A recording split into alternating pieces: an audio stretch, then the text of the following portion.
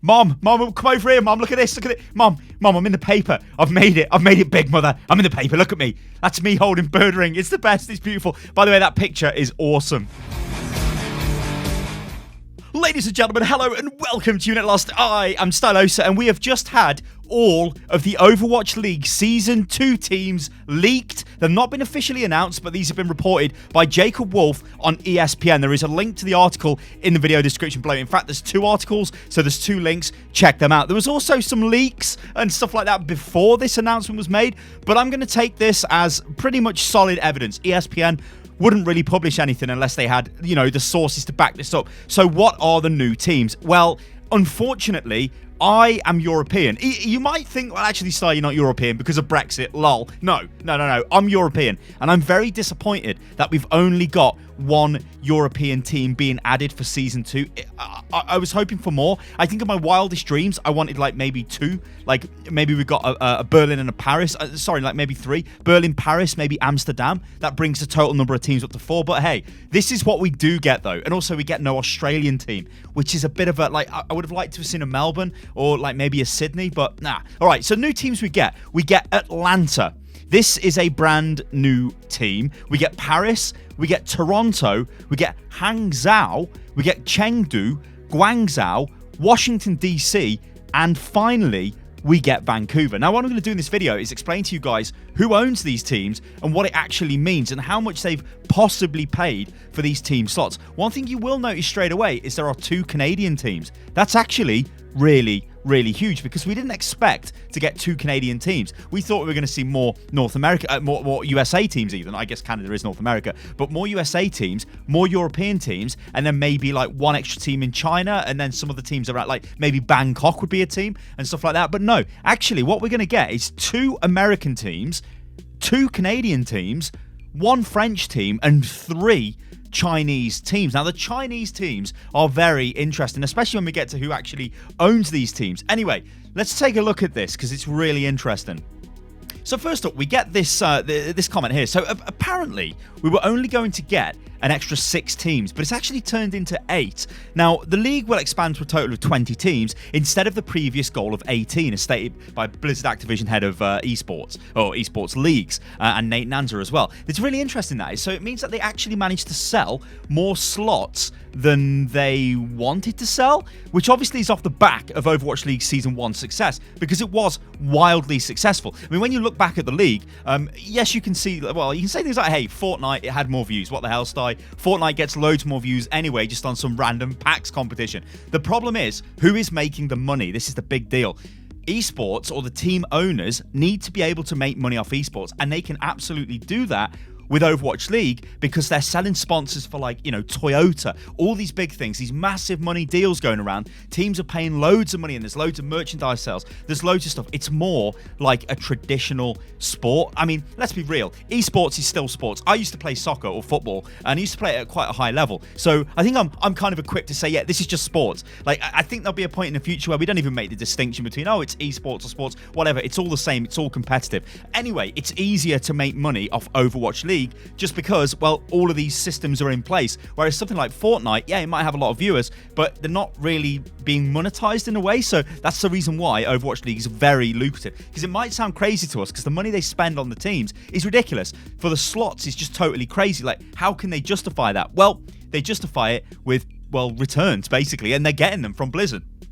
The sales of DC and Hangzhou will bring the total number of teams to 18. After the league sold slots in Atlanta, Toronto, Paris, Guangzhou, and also we do know those extra teams. So we've got Vancouver and Chengdu, which were not actually stated in this earlier article. However, the league anticipates selling 2 more slots, which we kind of know about. So that's kind of good. ESPN, again, showing that their sources are really solid because, they expected 8 and actually it turned out to be 8. So who owns Washington, D.C.? Well, the Washington, D.C. slot will be funded by a new group led by Mark Ein.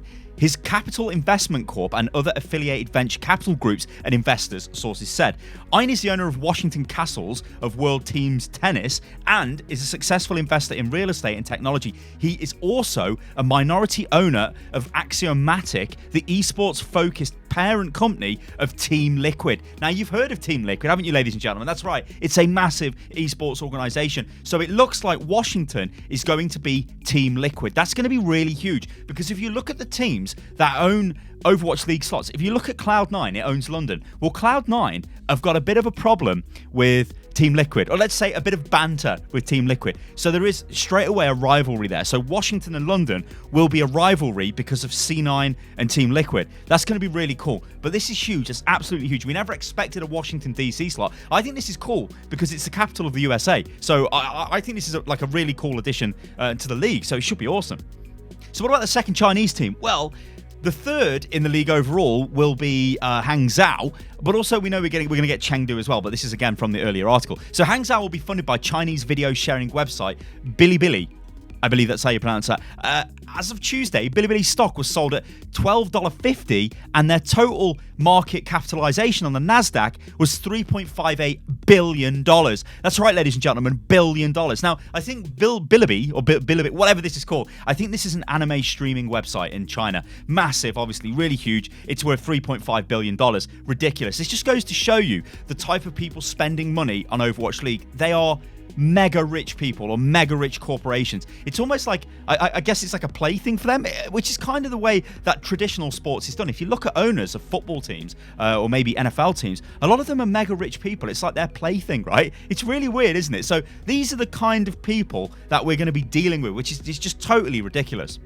What about the Chengdu team? Well, this is going to be owned by Huya, or Huya, I think you pronounce that. Now, this is a Chinese streaming platform. It's like Twitch, right? But apparently, it's absolutely massive.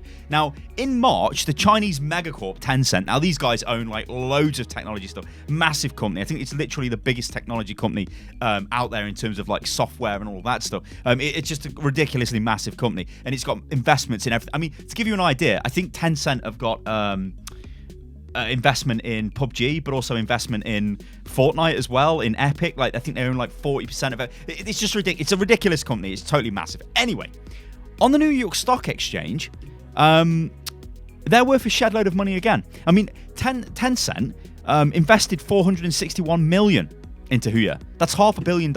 Like, what? When they went public on the New York Stock Exchange, Huya's stock closed with a price of $27 per share, with a total market capitalization of $5.5 billion. It is the largest streaming platform in China. So I think there's something else going on behind the scenes here. I think this is some sort of a deal, most likely, to broadcast Overwatch League in China on that platform. Very similar to the way Twitch is done in the EU. Well, in the EU, in the West. In the EU, in the West. Now, you look at the Twitch deal. That was worth $90 million. This is crazy money, guys. Absolutely insane. What the hell? So what about Vancouver? All right, so this is another one that came out of left field. So Vancouver, the Aquilani, or Aquilani, they all have stupid names. I can't read them. Investment group, the owner of the Canucks Sport and Entertainment, the parent group of the Vancouver Canucks and Rogers Arena will own the slot and team, according to sources. In August, Rogers Arena hosted its first esports event, the Dota 2, the International, which obviously is a massive event. And the Overwatch League will be Canucks Sports and Entertainment's first foray into esports ownership. So again, this is a big company, a sporting company. This is huge, and it's another Canadian team, massive. So what about the buying prices? Like, how much are they spending on this stuff? What the hell is going on? Well, they think that buying prices for these teams, it varies. It's not the same price for each team because of different market regions and all of that stuff. But sources have previously told ESPN that the price would range from $35 to $60 million.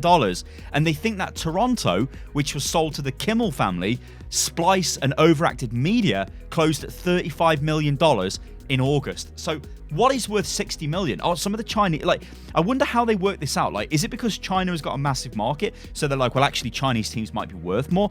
Maybe they view the Canadian market as slightly smaller? Maybe it's US teams that are more expensive? Maybe like Washington, DC is $60 million just because it's the capital of the USA?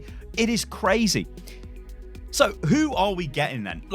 I went over this at the start of the video, but let's just go over it again. We are getting Atlanta, we're getting Paris, Toronto, Hangzhou, Chengdu, Guangzhou, Washington DC, and Vancouver. That brings the total number of teams in Overwatch League Season 2 to 20 teams. That is insane. Now, as far as the league goes, by 2020, so this will be season 3, they want the teams to be based in their countries or the cities where they come from. Now, I think there's a bit of a problem with this. Unless they sell an absolute load of European teams for season 3, what the hell are London and Paris going to do? Like, if they're based in the EU, who can they actually scrim against? All of the teams are either American, Chinese, or Canadian.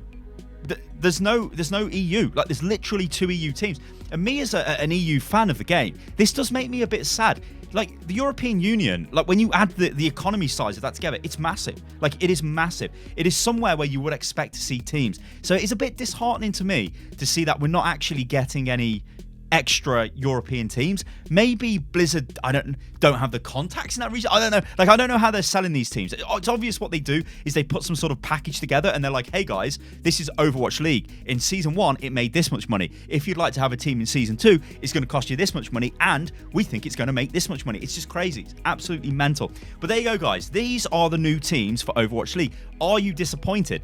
Would you want to see your team? Like I said, I'd like to see more European, and I would like to see an Australian team, and there isn't any. So that's, well, there's Paris, I guess, but no Australian team. So that makes me a bit sad, ladies and gentlemen. And, I've got to be honest, I am a bit sad about that. But what about the names for these teams? Where'd you go? Like, what are these teams going to be called? What colours do you think they're going to have? It's going to be awesome. I think in the next few months or so, we're going to see team branding start coming out and all that good stuff. All right, guys, I've been Stylosa, and this is Unit Lost. The new Overwatch teams are pretty much confirmed if ESPN is to be believed, and usually Jacob Wolf over there is pretty solid when it comes to this kind of stuff. So don't trust the league boys. All right, guys, I'll catch you on the next one. Toodaloo.